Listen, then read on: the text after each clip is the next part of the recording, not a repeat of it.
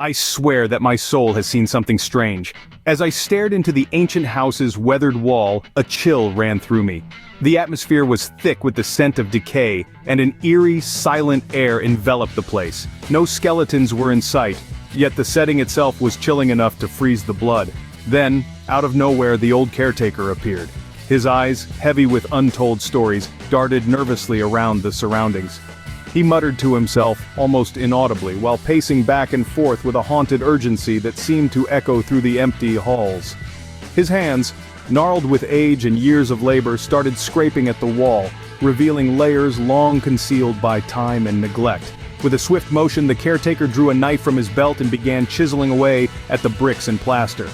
Dust and debris fell to the ground as he worked feverishly. A concealed door, hidden behind the layers, slowly came into view, its outline obscure in the dim light. We helped him, holding our lanterns high to shed light on the mysterious discovery.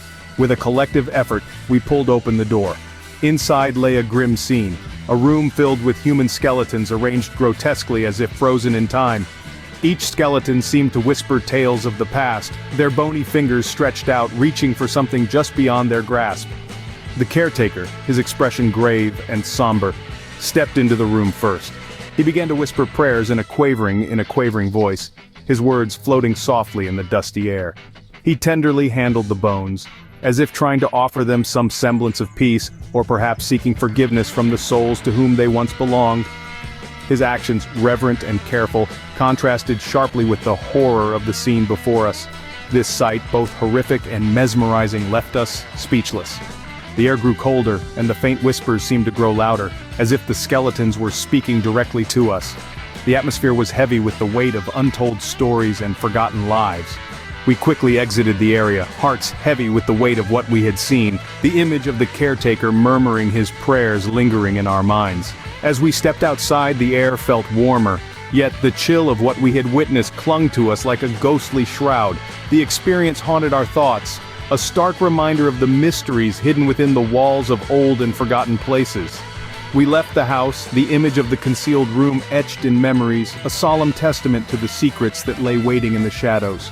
Despite the horror, there was a strange beauty in the caretaker's respect for the dead, a poignant scene that spoke of humanity's enduring reverence for life and the rituals that accompany death.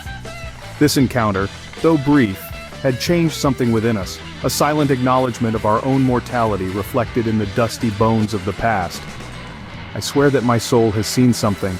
We returned to the same place, and the caretaker had dug a hole in the ground, finding a tube. He was overjoyed, his eyes filled with tears as he whispered that he had discovered something miraculous near his mother's grave. With trembling hands, he carefully removed the layers of earth encrusting it, revealing ancient symbols etched along its surface. The symbols, unfamiliar yet awe-inspiring, hinted at civilizations long forgotten. "This might lead us to something incredible," he said, his voice trembling with excitement. As we gathered around the mysterious artifact, the caretaker began to carefully trace the origins and purpose of the tube. Each symbol seemed to tell a story of its own, potentially unlocking secrets of the past. The air was filled with a tense mixture of excitement and fear. As the sun started to set, casting long shadows over the grave, he shared tales of his youth spent in this very place, and the mysterious demise of his mother. He believed this tube was somehow linked to her last message or a gift she had left behind, perhaps as a way to communicate beyond the grave. The caretaker's all, as he spoke of unexplained occurrences and whispered legends passed down through generations.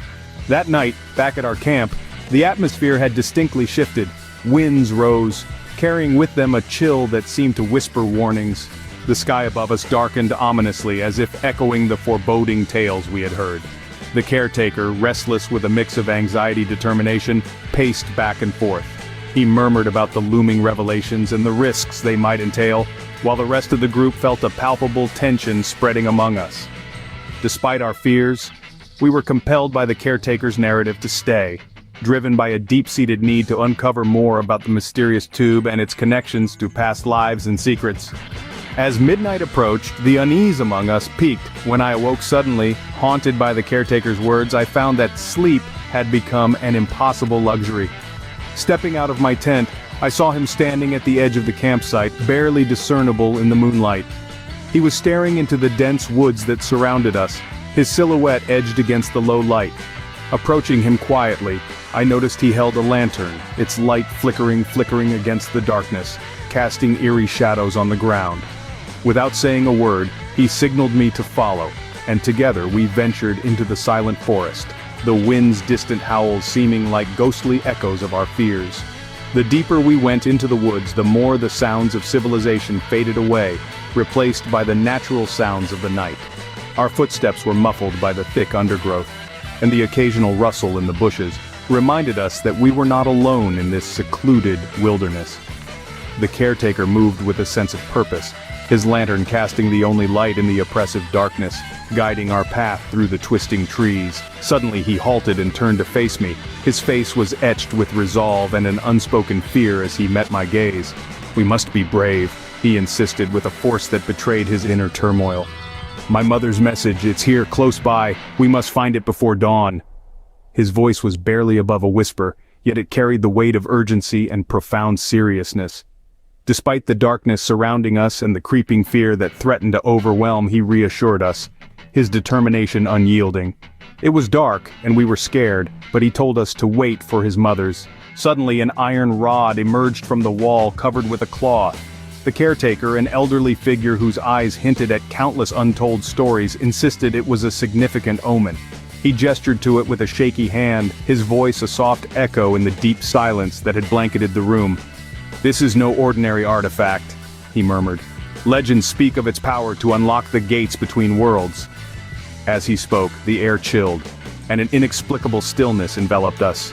The usual sounds of nature were conspicuously absent, heightening the sense of surrealism that hung over us.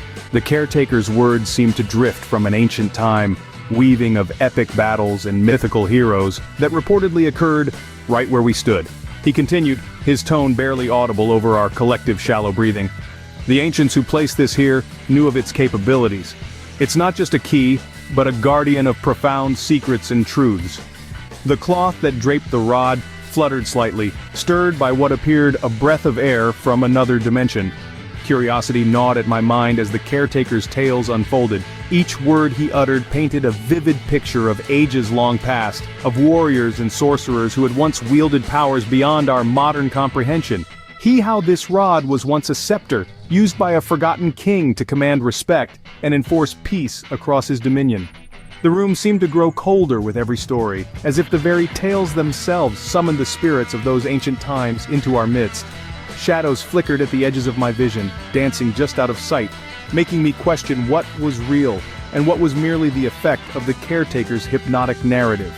With a deep breath, I asked the caretaker about the symbols on the rod. He nodded slowly, eyes gleaming with a mix of pride and sorrow.